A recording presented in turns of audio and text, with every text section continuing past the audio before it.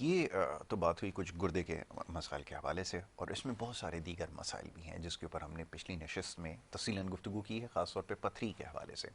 अच्छा जी, अब सवाल जो सबसे ज़्यादा मौसूल होता है वो होता है माह मुबारक में क्या आपका जो है ख़ास तौर पे जो ये क्रॉनिक डिजीज़ का जो शिकार हैं, कैसे रोज़े की जो फ़र्ज़ की अदायगी है पूरी की जाए।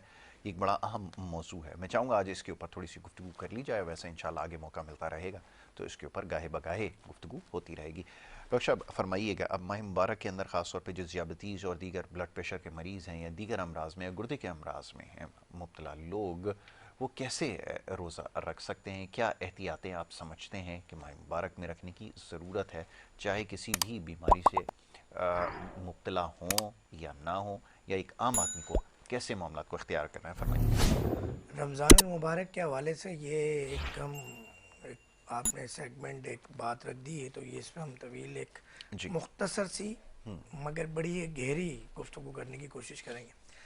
देखिए, सबसे पहले तो ये बात अपने जहन से शुगर का मरीज़ निकाल दे कि वो रोज़ा नहीं रख सकता। बिल्कुल ठीक है। माह मुबारक, रमज़ान मुबारक एक ऐसा महीना है कि सर अगर मेरे पूरे साल में 99% शुगर के मरीजों का ठीक होने का रेशो है तो वो 100 प्लस हो जाता है। बहुत खूब। कि ये जो फास्टिंग है ना 12 घंटे जी। की, ये आपको आपके लबलबे को जो रिलैक्स देती है, पेनक्रियास पे जो रिलैक्सेशन के एक असरात डालती है, तो उसमें हम अपनी अद्वियात से जो उस पर कार्बन है, जंग है, एक आम फहम अल्फाज में बात कर रहा हूँ, वो हम हटा देते हैं। बिल्कुल ठीक है। तो वो मेडिसिन को एक्ट करने का मौका ज़्यादा मिलता है। और आप कोई भी इस तरह की ग़िज़ा खा के, क्योंकि आप जब भी कोई ग़िज़ा लेंगे आपका पेनक्रियास वो एक्टिव होना है, उसने इंसुलिन रिलीज़ करनी है। बिल्कुल ठीक है। क्योंकि जो हमारा पेशेंट है उसको तो हमने इंसुलिन नहीं देनी है, ओरल की शक्ल में या इंजेक्ट करने की शक्ल में हमने नहीं देनी। क्योंकि बात यह है कि ये जो एक इंजेक्शन किसी भी किस्म की सिरिंज जब आप इंटर होती है तो ना जाने कितने सेल डैमेज होते हैं, आप गूगल पे, यूट्यूब पे देख सकते हैं। बिल्कुल सही। सबसे पहले तो शुगर का मरीज़ ये जहन से निकाल दे रोज़ा नहीं रख सकता, वो रोज़ा रखे, हमसे दवा ले, बहुत खूब, बड़ा मज़ा आता है और शुगर ख़त्म हो जाती है और आप अच्छे रोज़े रख सकते हैं और सेहत के साथ रख सकते हैं। बिल्कुल ठीक है। डायलिसिस के पेशेंट के लिए भी यही मैसेज है। देखें, डायलिसिस के पेशेंट को तो वैसे ही पानी कम पीना है जी। बिल्कुल ठीक है।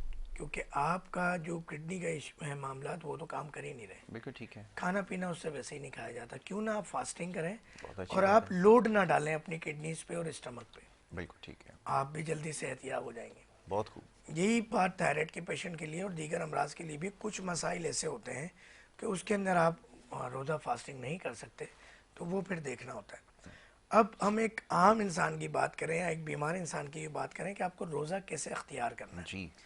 सबसे पहली परेशानी तो ये होती है कि रमज़ान शरीफ अभी शुरू ही नहीं होते कि आपके सोशल मीडिया पे भरमार हो जाती है कि आपने क्या चीज़ सहरी में खानी है कि सारे दिन भूख ना लगे और प्यास ना लगे। बड़ा अहम मौजू है जी। ऐसे ही तो मैं आज आपको वो बात बताने जा रहा हूँ जो आपको सोशल मीडिया पे नहीं मिले, क्योंकि वो तो सारी, मैं अल्फाज क्या इस्तेमाल करूँ कराची की लोकल लैंग्वेज में, तो बड़ा अजीब व गरीब सा हो जाएगा। ऐसे ही। तो आपको एक मुस्तनद बात बताने जा रहा हूँ कि रमज़ान शरीफ आपने कैसे गुजारना है। जी।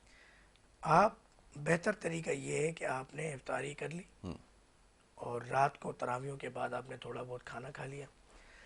अगर आप वाकई चाहते हैं कि आपको सारे दिन प्यास ना लगे, सारे दिन भूख ना लगे, खट्टी डकारें नहीं आए, मोशन ना लगे, डायरिया ना हो, आपने सहरी में सिर्फ दूध और खजूर का इस्तेमाल करना। वाह जी वाह, बहुत खूब, बिल्कुल सही, जो कि मेरे नबी की सुन्नत है सल्लल्लाहु अलैहि वसल्लम। बिल्कुल ऐसा ही। 1, 3, 5 या 7 कोई सी भी खजूर ले लें, खजूर रेशे वाली ना हो। जी। हमारे यहाँ उल्टा निज़ाम है। हम बताइए।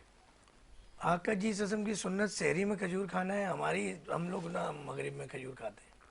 आप ससम ने तनावुल फरमाई है, तीनों वक्त फरमाई है। बाज़ औक़ात कोई वक्त मुतय्यन नहीं, हर वक्त खजूर खाइए। बिल्कुल ठीक है। यानी 24 घंटे आप देखें, कभी ना कभी आप ससम ने खजूर का मामला रखा है, क्योंकि आप ससम फरमाते गरीब वो है कि जिसके घर में खजूर ना हो। खजूर ना हो, बिल्कुल ठीक है।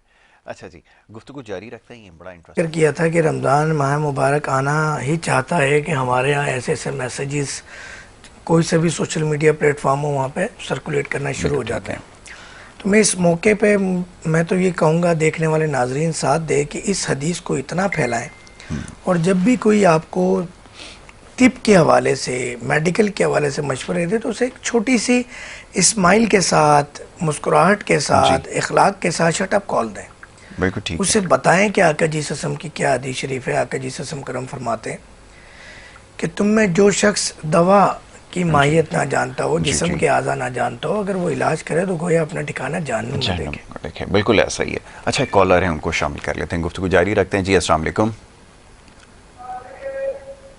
जी अस्सलाम वालेकुम। हेलो, वालेकुम अस्सलाम। जी, मुझे डॉक्टर फ़हीम से बात करनी है। मेरी शादी को तकरीबन 13 साल होने वाले हैं, 12 साल। और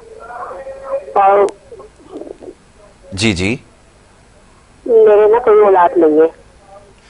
आपके औलाद नहीं है बेटा, उसके लिए तरतीब ये है कि हम लाइव तो नहीं टीवी पे बैठ के आस्किंग ये चीज़ें कर पाएंगे। मेरा कोई इलाज है पीसीओएस का? जी इलाज है। ठीक है ठीक है। अब आप टीवी के ऊपर ज़रा जवाब सुनिए, ठीक है ना, फ़ोन रख दीजिए, टीवी के ऊपर आप हमारी गुफ्तगू सुनिए, अभी आपको जवाब देते हैं कराची से।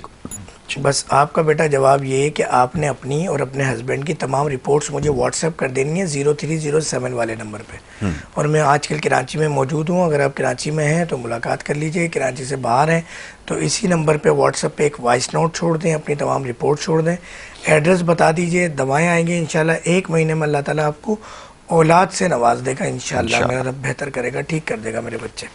ठीक है। कहने का मकसद ये है कि इस तरह की नेगेटिव कि मैं वो हदीस शरीफ बयान कर रहा था, जो शख्स जिस्म के आज़ा के बारे में ना जानता हो, दवा की माहियत ना जानता हो, अगर वो इलाज करे या इलाज का मशवरा दे, गोया अपना ठिकाना जहन्नुम में देखे। अच्छा जी, एक और कॉलर है, उनको शामिल कर लेते हैं। जी अस्सलाम वालेकुम। अस्सलाम वालेकुम। जी अस्सलाम वालेकुम। आवाज़ नहीं जाती। जी जी, फरमाइए, कौन और कहाँ से बात करी हैं? अच्छा चलें, कॉल ड्रॉप कर दें। टीवी के ऊपर जब आप सुनेंगी आवाज़ अपनी तो हमसे बात नहीं हो पाएगी, वक्त हमारे पास महदूद होता है। जी, तो मुख्तसर ये है कि आपने मशवरे नहीं देने, मशवरा जो मैं आपको दे रहा हूँ अमल करें। यहाँ हर बुध को प्रोग्राम होता है लाइव, आप फीडबैक दें कॉल करके, हमारे सोशल मीडिया पेजेस पे कमेंट्स करें, बताएं। रात में आपने हल्की फुल्की ग़िज़ा, वो भी मिर्च मसाले तिक्के। हमारे यहाँ तो एक वक्त ऐसा देखा मैंने अपनी बचपन में कि रमज़ान शरीफ के अंदर आपके तंदूर बना करते थे। वो क्या करते थे कि उन्हें जो भी सफाई करनी है, तंदूर तोड़ के बनाना है, जी जी जी, ये सब रमज़ान शरीफ में हुआ करता था। अब तो रमज़ान शरीफ से पहले ही अमल होता है और रमज़ान शरीफ में बाकायदा बूफे लगते हैं, बाकायदा खानों की। इवन के मैंने अभी देखा कि आपके ओल्ड कराची में एक बिरयानी वाले साहब हैं, उसे बिरयानी लगाते ही रमज़ान शरीफ में। तो यानी अब वो चीज़ें बढ़ गई हैं, आपकी जो मार्केट्स हैं वहाँ पे रोल पराठे और पता नहीं क्या क्या, तो ये फिर आपको बीमारी की तरफ ले जाते हैं। और इसका रिजल्ट ये होता है कि आप फ्राइज में है रोज़ा रखना, उससे पीछे हट जाते हैं। बिल्कुल ऐसा ही। तो आपने ग़िज़ाएँ अपनी हल्की फुल्की रात में रखी, सुबह दूध और खजूर से आपने सहरी की और आपने रोज़ा अख्तियार किया। शाम में आपने जो है ना फ्रूट, नमक से रोज़ा खोलें, पानी से रोज़ा खोलें, कभी खजूर से खोलें, इन तीनों चीज़ों का इस्तेमाल करें। एक दिन पानी हो गया, एक दिन नमक हो गया, एक दिन किसी और चीज़ से खोल लिया, एक दिन खजूर से खोल लिया। उसके बाद अपने फ्रूट्स लिए, अपनी नमाज का माम। अब हम इतना खा लेते हैं, 10 गिलास शरबत डकाडक पी लिए, 2 घंटे के लिए हजरत साहब सारे दिन रोज़ा रखा, मगरिब की नमाज जामा मस्जिद बिस्तरिया के अंदर अदा फरमा रहे हैं, वो तरावी भी वहीं हो रही है, ईशा भी वहीं हो रही है। क्या फ़ायदा ऐसे रोज़े का? यही हम रात की जागने वाली रातों में करते हैं, मसाजिद के अंदर बड़े जोश और जज्बे से जाते हैं, आज शब कदर है, आज शब बारात है, आज शब महराज है, और आज हमने जो है ना बस आज तो अल्लाह मियां से पक्की पक्की हमने सर्टिफिकेट लेने हैं जन्नत के। बहुत खूब। वहाँ बैठ के सारी रात हम इधर इधर की बात कर रहे हैं, खूब खाने पीने चल रहे हैं, मामला हो रहे हैं। जो असल वक्त है तहज्जुद और फजर है, उस वक्त हम लंबे हो जाते हैं। बिल्कुल ऐसा ही। हमें अपनी ग़िज़ाओं का, अपने